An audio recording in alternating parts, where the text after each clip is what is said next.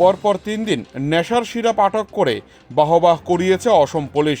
গত দিনের ন্যায় একই কৌশল অবলম্বন করে ওম লজিস্টিক কোরিয়ারের অনলাইন সামগ্রীর AS01RC 2495 নম্বরের গাড়িতে 2টি কাঠের বাক্স তৈরি করে নেশার সিরাপগুলি পাচার করা হচ্ছিল। এমন সময় অসম চুরাইবাড়ি ওয়াচ পোস্টের ইনচার্জ নিরঞ্জন দাস তাদের রুটিন তল্লাশির সময় গাড়িটি আটক করেন এবং পুঙ্খানুপুঙ্খভাবে তল্লাশি করে অনলাইন বিভিন্ন সামগ্রীর আড়ালে ওই 2টি কাঠের বাক্স জব্দ করা হয়।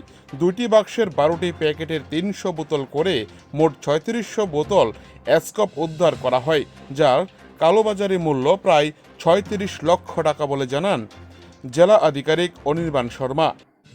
এইদিকে তিনি আরও জানান, রবিবার গভীর রাতে গাড়িটি চুরাইবাড়ির নাকা গেটে প্রবেশ করে ও পুলিশের তল্লাশির সময় চালক হঠাৎ পালিয়ে যেতে সক্ষম হয়, ফলে একান্তের জড়িয়ে কাউকে আটক করা যায়নি।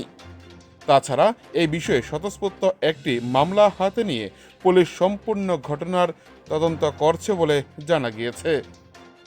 আসাম থেকে নিজস্ব প্রতিনিধির রিপোর্ট, টিভি 100 বাংলা।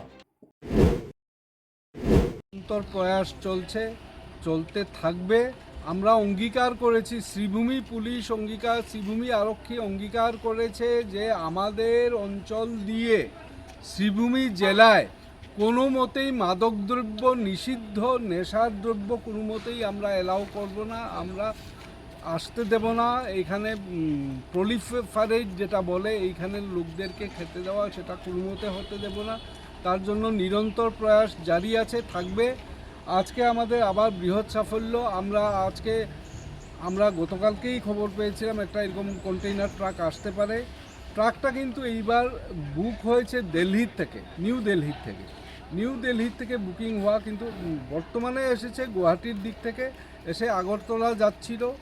আমরা প্রথমে এখানে নাকা চেকিং কঠোরভাবে আমরা জানতাম আসতে পারে, আমরা আটকে ড্রাইভার যেটা ছিল ওকে বলা হয়েছিল যে খুলে দাও, পিছন দিকের এটা খুলে দাও, আমরা চেক করতে চাই কী আছে না আছে। সেটা খুলে বলল সামনের দিকে গিয়ে, আমি সামনের দিকেরও দরজা খুলছি বলে গিয়ে রাত 3টার কথা, গতকালকে রাত 3টার কথা, অন্ধকার আর মানে পালিয়ে যেতে সক্ষম হয়।